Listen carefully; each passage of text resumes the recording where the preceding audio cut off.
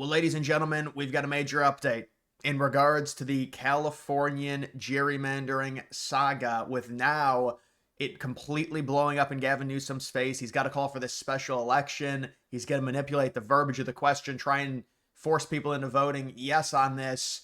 And he's doing it with his obsession with Trump. Now Trump is like, I'm done with this. I'm going to get a restraining order against Gavin Newsom. This is insane. And Trump really should look into that because Newsom's obsession with Trump it's unhealthy. But look at this. California GOP Assembly leader calls for splitting the state into a two-state solution. A two-state solution. We've heard that before with Israel and Palestine. Now we've got a two-state solution in California. And they say, at least looking at this, it's a west versus an east. And the proposal says, well, you look at the yellowish tint counties. Supposedly, this is around 10 million people, and it doesn't even include Orange or San Diego County, which are at this point more conservative. So you could possibly even bring in more of a population to make this new California, this new state that would be conservative. And I think this would be great for conservatives. It'd be great for liberals. I do want to say before getting into this, when it comes to something like this, I've discussed a few different things. The biggest, most popular one is Greater Idaho. That one is still very unlikely to happen because it has to be, it's for something like this to happen. Well, Greater Idaho in and of itself is different than something like this because Greater Idaho is not creating a new state. It's just taking population in like the eastern side of Oregon and giving it to Idaho because it's a rural side and they don't agree with the coastal elites of Portland and other areas within Oregon. This would be creating a completely new state. The problem is it has to go through the state legislature to be able to do this. Then it goes to Congress. Then the president signs off on it.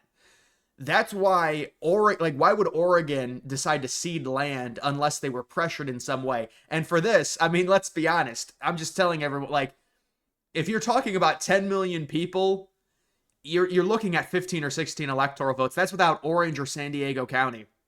So it's just taking 15 electoral votes from the Democrats and giving them to the Republicans.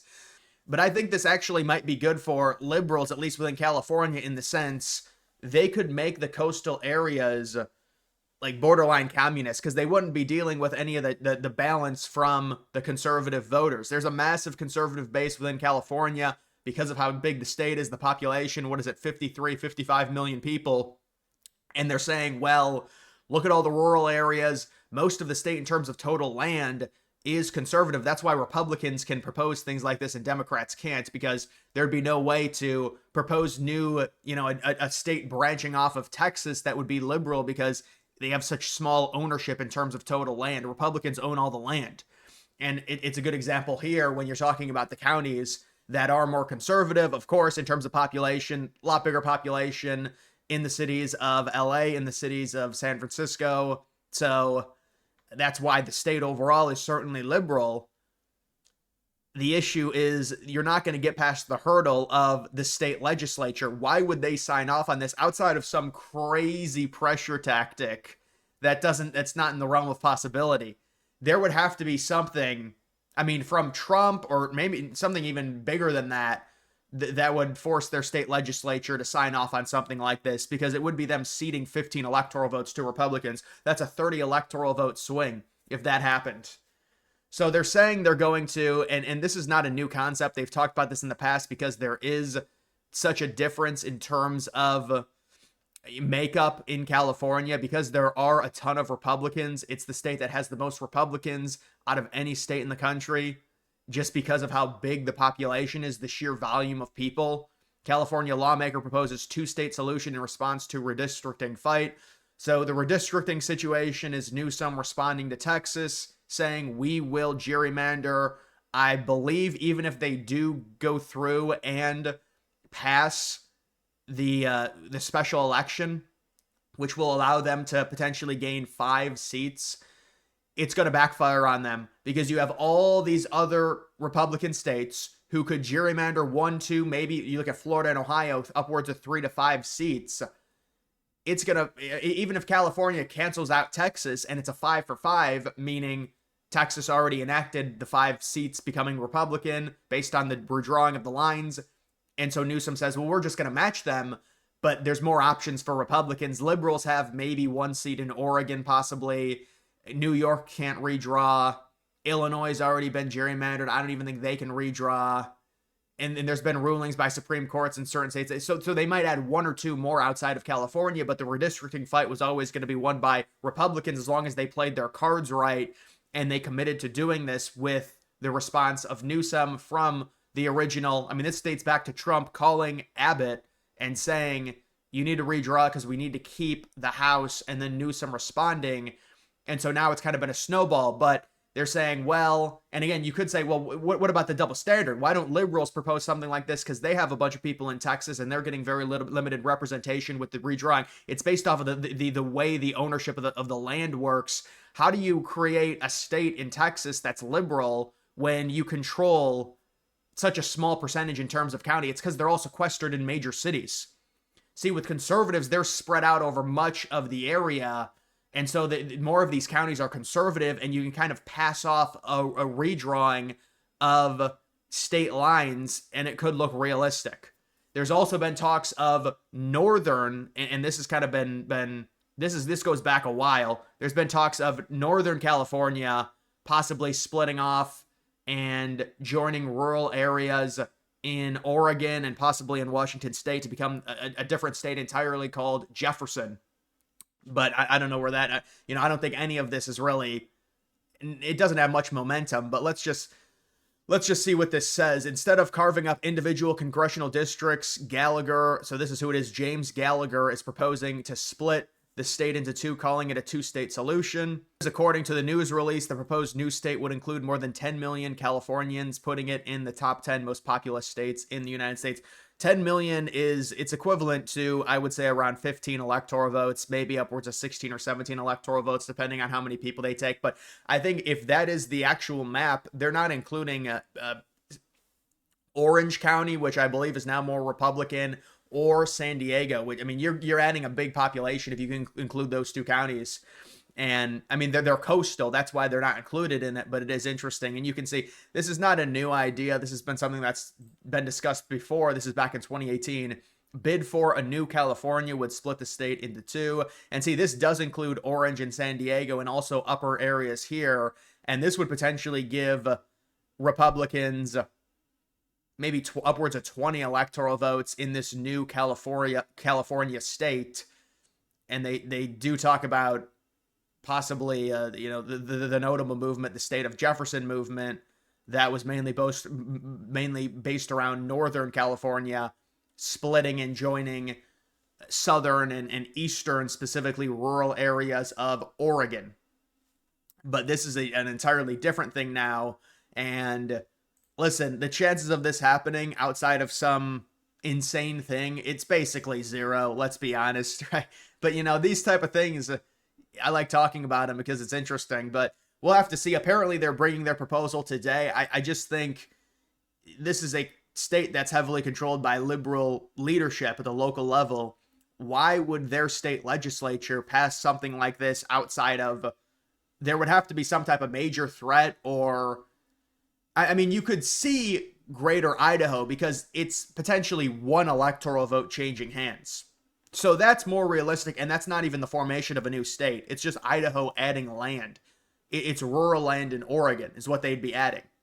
And there's been other talks of possibly counties in Illinois joining Indiana, New York possibly becoming two different states, them talking about that because New York City has such a massive say because of the population versus all of the rural parts of New York State. So this is not a new concept, but with California, it's interesting because of the ridiculously high population and the fact that so many of the counties within California are conservative. Certainly, California is a liberal state looking at it in an all-encompassing picture, but it is a unique situation because of the large population and the amount of conservatives within the state, and now them not being represented because of the redistricting. And then liberals try and say, well, what about Texas? But you're not going to form a state out of very small population. It's like you have little dots within these states, the way liberal population works. With conservative population, you have all of these conservative, more rural, I should say, counties. And so I just don't think it, there's just no way, because of the way in which the redrawing would have to be done. It would have to go through the state legislature, then it would have to go through Congress, and then it would have to go through executive with Trump signing off on it, which I'm sure Trump would probably sign off on something like this, because, this would be a very, very good thing. I wonder if Trump would comment on something like this. He talked about adding Canada. He talked about adding Greenland to the Panama Canal Zone.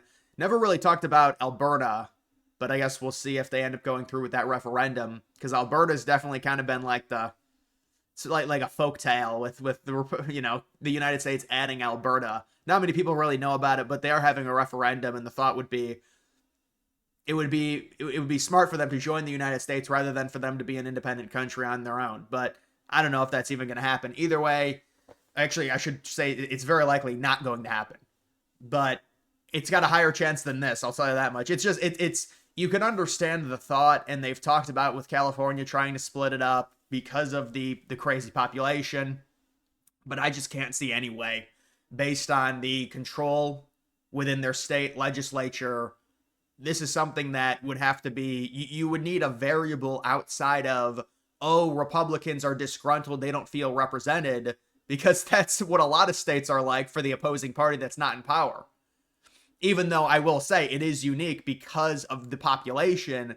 There is a ton of Republicans in the state, and now you're talking about them losing even more representation because of Newsom's redistricting plan, which Newsom is trying to pit himself against Trump. He's trying to be the ultimate leader of the Democratic Party. Seemingly, it's working. If you look at, and like, does it really matter right now in terms of Newsom's chances of winning the Democratic nominee according to betting?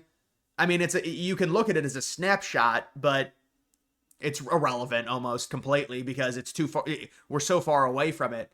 At a certain point, though, it will become relevant. I will say that. So if Newsom stays in front, then it's like, okay, well, he is the actual favorite.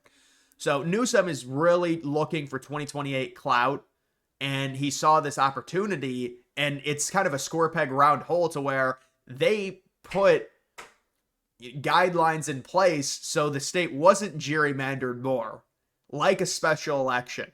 That now has to happen because Newsom is on this tirade to try and be the ultimate hero of the Democratic Party, and Trump is evil and he gerrymandered and we're going to do it back and we're going to play their game. We're not going to play nice anymore. That's the whole narrative coming out of the Democratic Party right now.